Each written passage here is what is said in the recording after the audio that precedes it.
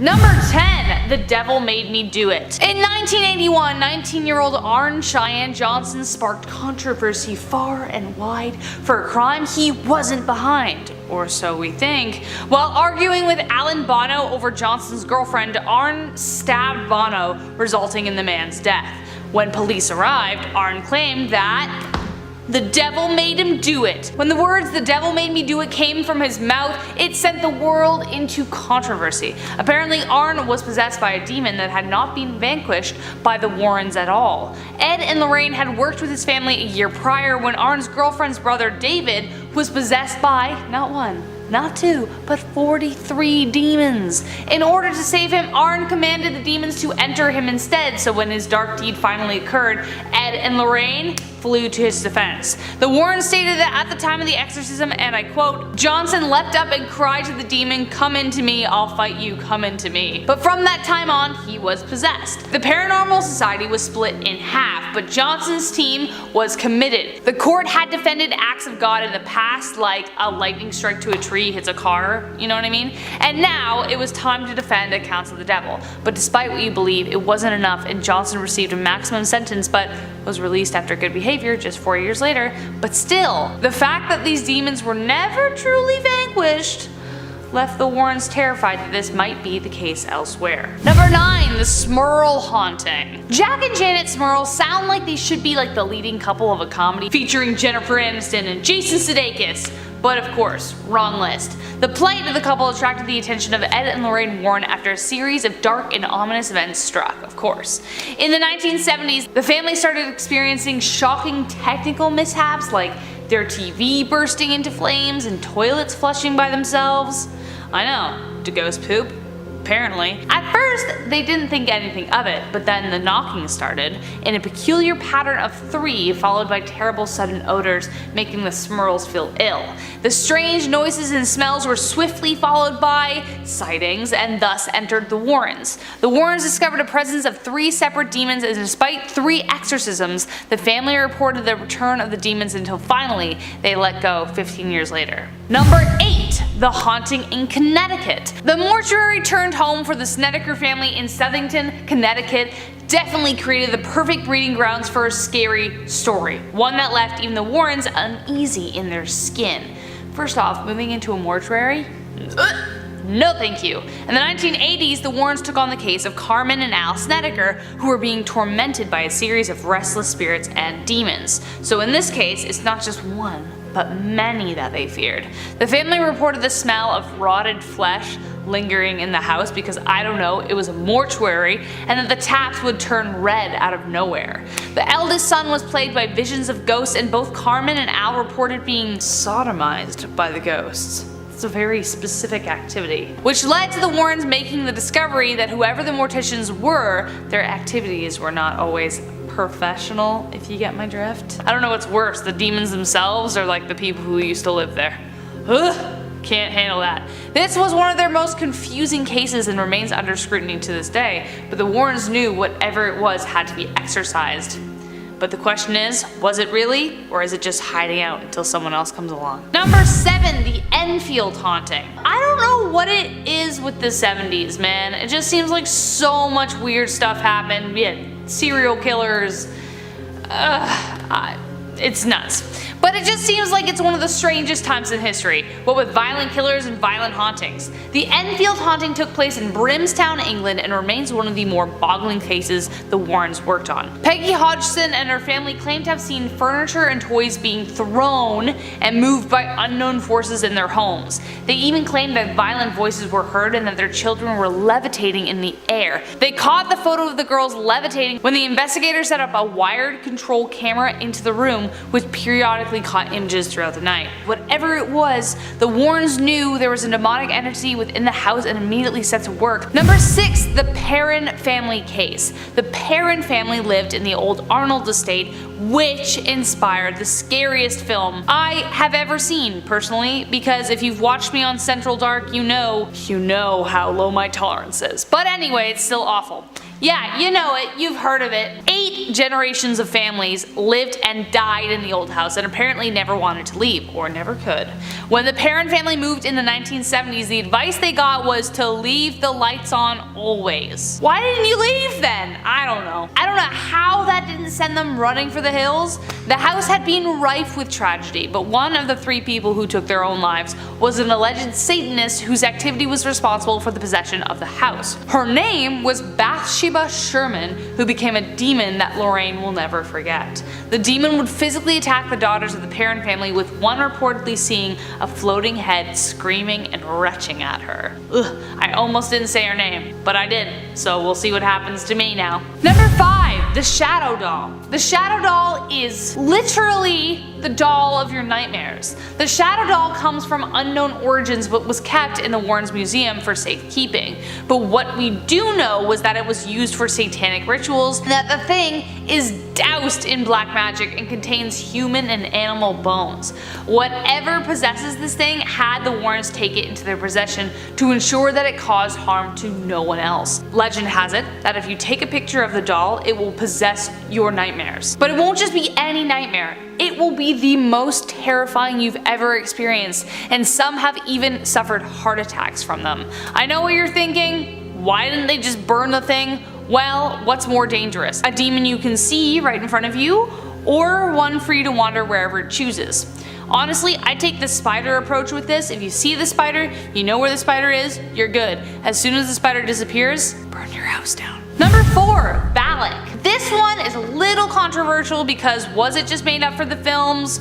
We don't know. Valak is a real demon mentioned in the Lesser Key of Solomon that was introduced into the Conjuring series of films. Though her direct involvement with Lorraine and Ed is under debate, Lorraine's belief in the demon was very strong. Valak is referred to as the Great President of Hell, and usually chooses to appear as a small winged, 2-headed creature thing resembling a child. Valak is said to command 30 legions of demons, and in the film became the leading arch nemesis of the Warrens. We'll mention Borley Church in a second, but Valak was portrayed as a nun. But there is some speculation that says that they may have actually encountered him throughout some of their worst cases. Lorraine often said that she encountered a black, shadowy vision of a dark entity whenever she wasn't working on a case, and believed that she was being followed by something she couldn't explain. Want to know more? Stay tuned until the end of the video and make sure to like and subscribe while we're here. Number 3, Borley Church relates to Valak. We'll talk about this in a second. The grim history of Borley Church is the perfect setting for a horror film. The land upon which it is built used to be the home to a 14th century monastery, where a monk fell in love with a nun at a nearby convent, which led to the monk being hanged, and the nun was bricked up alive within the walls of her convent, which sounds pretty friggin' extreme if you ask me. It sounds like evil resided there long before Ed and Lorraine made the trek out to sort out whatever demon lay between its walls. Whoever did that to those 2 poor people, ugh, that's awful. This case inspired the famous nun apparition, as I mentioned, as the youngest daughter of the family who settled there reported seeing her figure. She was also pushed and slapped hard enough to leave welts behind, and that was just in the 1800s. When Ed and Lorraine visited, they obtained photo evidence of the hauntings. Ed captured the image of a monk leafing through one of the books at the altar, and Lorraine experienced a black entity rush past her. Valak. She remembered feeling an overwhelming sense of evil. A picture revealed later showed that the shadow of a nun was rushing past her, so that's where the image came from. So was it Valak? We don't know. Number 2, the Annabelle doll. You knew. Probably the most famous of the hauntings conquered by the Warrens was the Annabelle doll. It would almost be a crime not to mention it. Dolls are already eerie with their black, piercing, beady eyes that look like there's nothing there. But in this case, the most terrifying part was the thing behind it. The case dates back to the 1970s when a Raggedy Ann doll was innocently purchased from an antique store for her daughter. Soon the doll began raising alarm when it would change positions in the house, boggling its owners. But when the notes started showing up saying "help me" and "help Lou," then they came home to find it covered in blood, and they decided then that they needed to call a professional. The first medium they called in said it was just the spirit of a girl who passed away, but then the owner, Angie's boyfriend, was attacked. Enter the Warrens. They knew the doll was in fact a demon based on the marks of the beast and other encounters. They removed the doll and took it home, vowing not to take the highway, concerned that whatever was within the doll might cause an accident. Indeed, their brakes stalled or failed several times on their way home, putting their life in jeopardy several times. It wasn't until Ed doused the doll in holy water that the problem desisted. The couple was so concerned about the doll that Ed routinely said a prayer over the doll every single night. Alright, number 1, the Amityville horror case. The setting: Amityville, Long Island in 1975. A place rife with satanic manifestations set on driving whoever entered to violent madness. As soon as I even say Amityville, you know where this is going. One of the most famous Warren cases, this haunting continues to land on the conclusion that there are just some things that can't be explained. A year before the Lutzes moved into the suburban home in Long Island, Ronald DeFay Jr. shot and killed the 6 members of his family. So it's no wonder that during the first month of living there, the Lutzes experienced swarms of flies, loud banging noises, disturbing entities, and even levitations. The Lutzes moved out and left all their belongings behind, and George Lutz, the father, an ex-Marine and karate expert, so clearly a tough guy, wouldn't even meet the Warrens at the house. He met them at a Pizza Hut. He was that scared. The Warrens said that this case affected their personal relationship to each other the most out of any case they've worked on. This entity followed the Warrens home the very first day, and Lorraine described being incredibly fearful. There was something she just couldn't explain. To this day, Lorraine says that this is the case that haunts her the most, and said, and I quote, she hoped that this was as close to hell as she would ever get. Starting off in our number 10 spot, we have The Conjuring. To start off this list today, of course, we have to talk about the case that really started a lot of our more modern interest in Ed and Lorraine cases, and that would be the Conjuring house. The house, which was built in 1736, wasn't anything special and didn't gain its fame until the family of Roger and Carolyn PERRON moved in 1971. They claimed to experience terrible things like the smell of rotting flesh, witnessing something levitate in their beds as they slept, and one of the family members even claimed to have been possessed by a spirit. The family, of course, called Ed and Lorraine to come and investigate and hopefully help them out. Once there, the pair claimed that there was in fact a spirit haunting the home,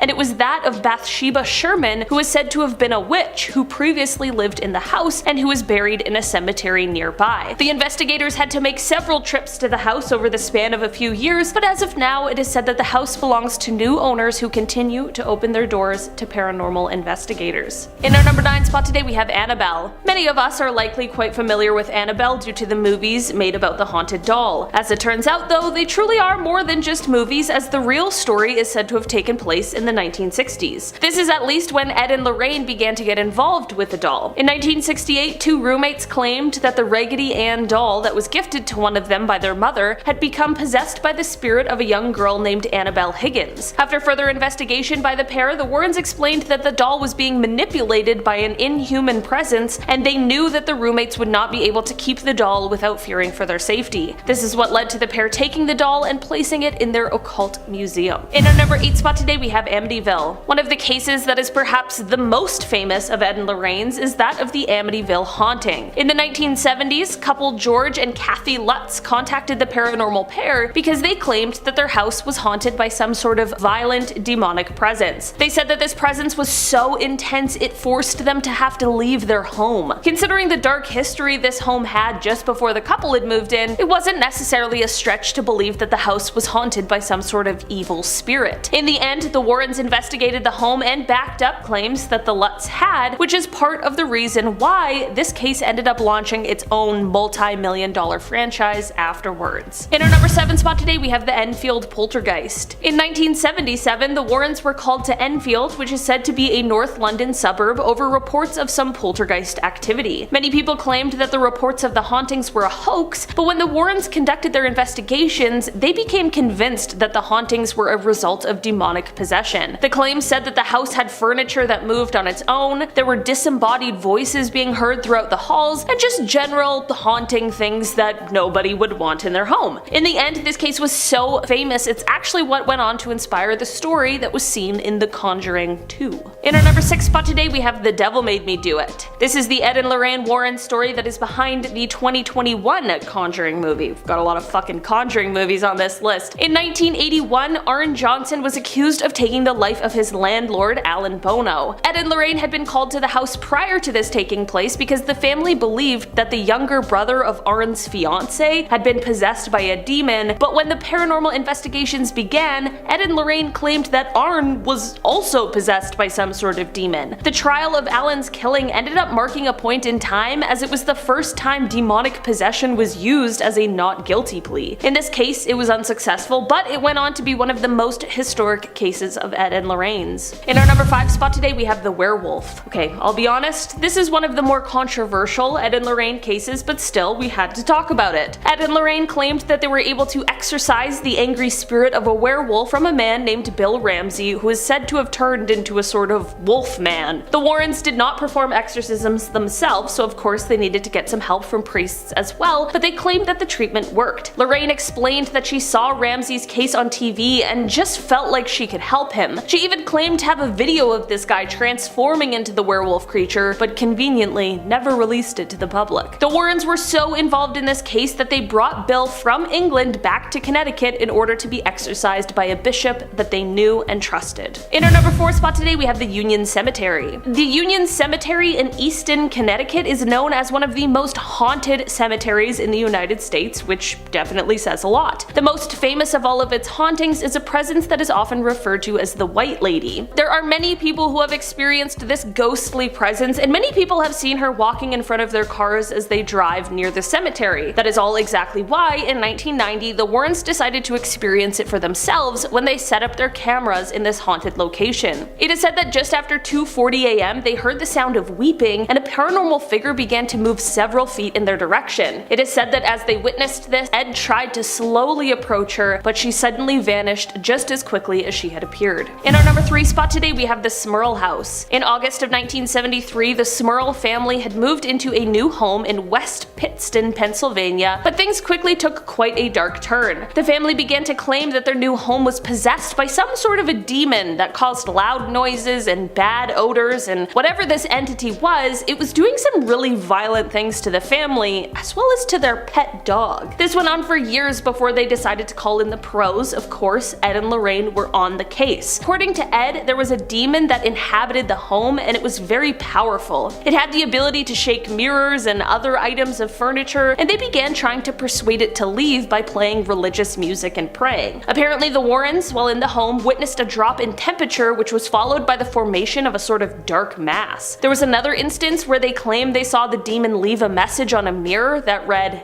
"Get out." In our number 2 spot today, we have The Haunting in Connecticut. If you've ever seen or read The Haunting in Connecticut, this is a home and a story that you might be a little familiar with. In 1986, the Snedeker family moved into a new rental home that at one time had previously been a funeral home. In the basement, the family found some less than welcoming items that were left from the home's previous life. Shortly after moving in, however, their discoveries would become more gruesome as they began to have reports of evil coming from the house. These included attacks on the family members, seeing apparitions, and they even explained violent personality changes from one of the family members. When Ed and Lorraine investigated the house, they were able to confirm that it was in fact haunted. It is said that one of the most frightening things that took place in the house, aside from the rumors of possession, was one day when a family member was mopping the floor and all of a sudden the water suddenly turned blood red. In our number 1 spot today, we have the Donovan family. In the early 1970s, the Warrens were called to the home of the Donovan family, and when they arrived, they found them all terrified. They witnessed loud pounding and other inhuman noises coming from inside of the walls. The wallpaper was peeling, and the water was running red. The Warrens began their investigation, and this included asking them questions to try and find out if there was a source for the haunting, such as a recently passed away family member or some kind of new secondhand item that they had inherited. Through this questioning, it was revealed that one member of the family had used a Ouija board and ended up contacting someone who said that they had died in the neighborhood 10 years earlier. The Warrens knew it was time for them to call a priest because they believed that the entity that had been reached through the Ouija board was actually a demon that was just posing as the person who had passed away. Following an exorcism, it is said that things in the home slowly returned to normal, but the events stayed with the entire family. One member who witnessed the hauntings and the exorcism said, quote, "I nor anyone else in my family have ever before witnessed anything so weird and terrifying." terrifying. Starting off in our number 10 spot, we have Leslie. Leslie was a 19-year-old student who was attending college in Hartford when she encountered the Warrens. Leslie came from quite a well-off New York family, but in the end she came to the Warrens for help because she was experiencing these unexplainable bouts of depression and anger, and she wanted to see them resolved. She actually, in the beginning, only met with Ed, and when she did, she explained to him that she had previously called upon demons and even the devil himself in order to help her win the love of a boy back home. Apparently, this worked. She had won the boy, and now Satan was on the way to claim her soul, which is why she needed the help of the Warrens before it became too late. In our number 9 spot today, we have the BORLEY Church. This is the story that is behind the inspiration for the terrifying movie The Nun, so buckle up because it's a good one. This story takes place when the Warrens went to Essex in order to investigate claims of the haunted BORLEY Church. The tales involved ghostly chanting, organ music being heard when no one can be seen playing, as well as the ghosts of both monks and nuns roaming around the area. It is said that these hauntings started because in one of the past lives of the area and the building, it is said that a nun was buried in the walls alive after attempting to run off with a monk. I gotta be honest, if that was me, I'd haunt that place forever too. The Warrens are said to have made a series of visits to BORLEY, and in regards to their very first visit, Lorraine apparently said that it was a phenomenal experience. She spoke about how there was a reporter who was also there to cover the story, and this reporter was particularly skeptic about the reports. Suddenly, this reporter began feeling ill and was struggling to breathe. Later that night, after listening to a tape recording of the event, it is said that a disembodied female voice could be heard repeating the words, "Hit him, hit him." In our number 8 spot today, we have the vampire. This story is said to be that of a sort of possession, which I honestly wasn't expecting. It is said that the subject in this case, who isn't named, began to have an interest in the occult because of a sort of curiosity with morbidity and death. This then led to her starting to practice satanic rituals, which, listen, we can all express ourselves how we choose, but just be careful, you know? Because for this woman, these rituals led to a bloodlust. She soon found herself waiting outside of cemeteries and dark places, trying to find a young man to prey upon. She would then bite them, like what you'd expect a vampire to do, but it is said that these bites were only to satisfy her craving and hunger, and that the bites were never serious. I'm just saying, serious injury or not, it's pretty messed up. It is said that during her interview with Ed Warren, the woman confessed to having bitten 16 different people this way. In our number 7 spot today, we have Satan's Harvest. This is the story that is said to be behind the book Satan's Harvest, and it involves someone named Maurice Theriault, who is also known by the nickname Frenchie. He was a farmer, and it is said that he had 2 personalities. One was kind and friendly and warm, his neighbors loved him, some members of his family loved him, but there was another side of him that was dark and cruel and twisted, and this was seen towards specific members of his family. Ed and Lorraine came to investigate, and it is said that chaos ensued. They claimed to see him bleeding from his eyes, they found crosses that would just appear on his body, and even messages written on his back. In our number 6 spot today, we have West Point. This story starts out when Ed and Lorraine were called to a military academy in West Point, New York. When the couple arrived, it is said that Lorraine could sense what was going on. She felt the presence of an Irish cook named Molly. She explained that Molly was a bit clumsy and messy, but this wasn't the only presence, however. The officers at the academy would complain about a ghost moving objects around their living quarters. It was later identified as a ghost named Greer, which, after some research, turned out to be quite eerie. This is because it is believed that this ghost might have been that of Lawrence Greer. This man was a Buffalo soldier until it is said that he turned into a killer. Here's the really creepy part though. I mean, as if being a killer isn't creepy enough. It is said that after Greer's trial, there's no record of what happened to him. In our number 5 spot today, we have the Ouija board. This story is one that Ed Warren told when he was trying to set an example of how things of the occult and the supernatural certainly are not for amateurs or for the faint of heart. He used this story of a girl who was playing with a Ouija board. You know, how all good supernatural stories start. She asked for proof of a spirit presence, and she got a lot more than she bargained for. Warren said, quote, "She got this proof with 2 days and 2 nights of hell."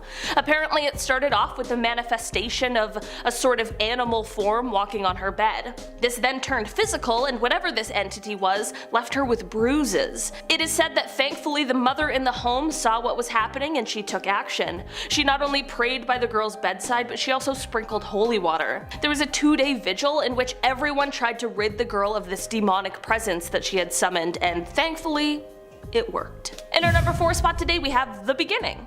We talk a lot about the most famous cases of the Warrens, like the ones that inspired the Conjuring movies or Haunting in Connecticut or The Nun, but what we don't really talk about is how the Warrens got into the occult.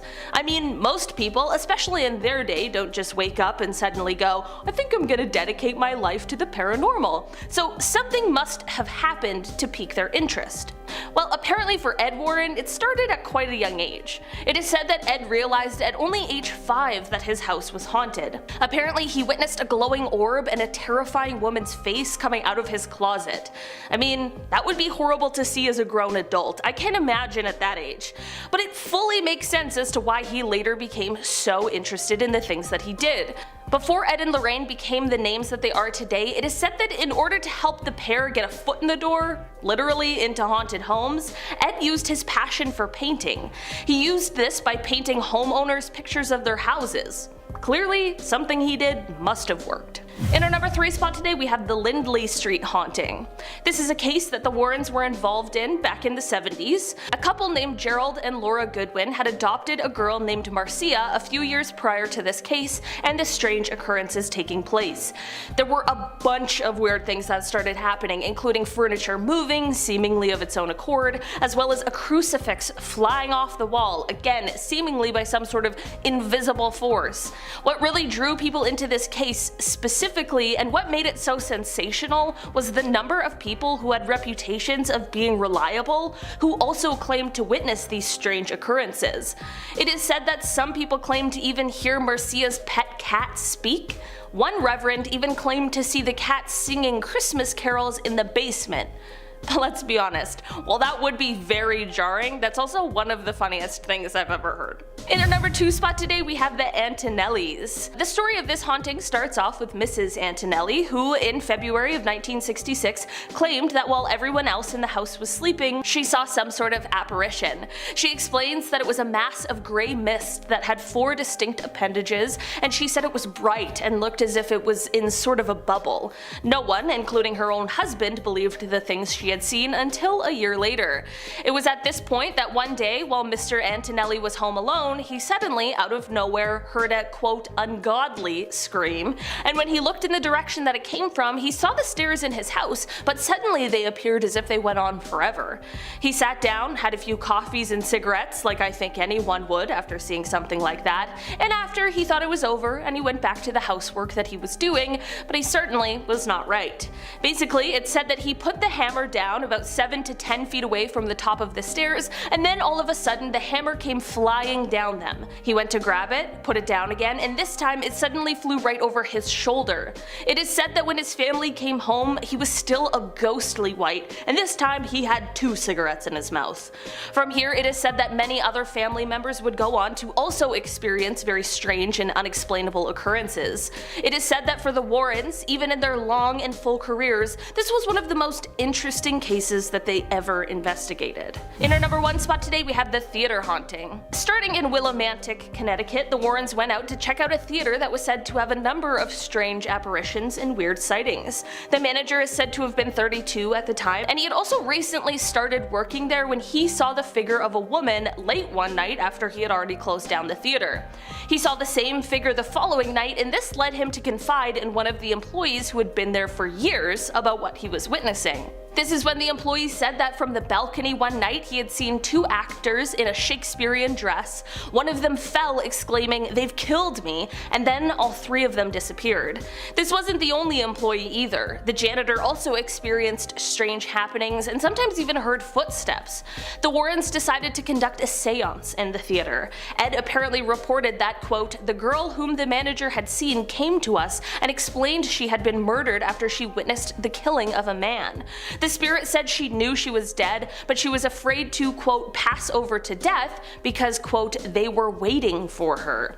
There was of course a medium present at the seance, and it is said that this medium called upon spirit guides to help the girl, but she refused. The Warrens left this case saying that the girl's spirit was still earthbound and that she remained in that theater. I wonder if she's still there. Does anyone know?